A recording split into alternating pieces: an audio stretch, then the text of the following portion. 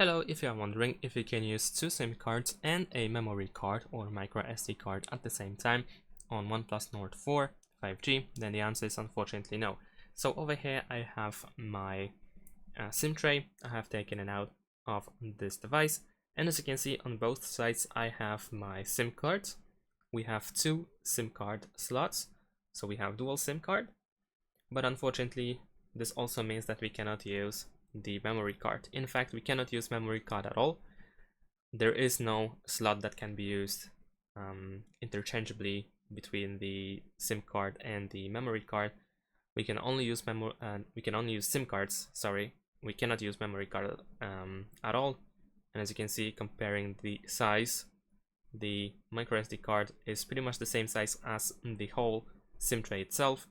So it is impossible to insert the microSD card. And that's it. Thanks for watching. Leave a like and subscribe to my channel, and see you in my next videos. Bye.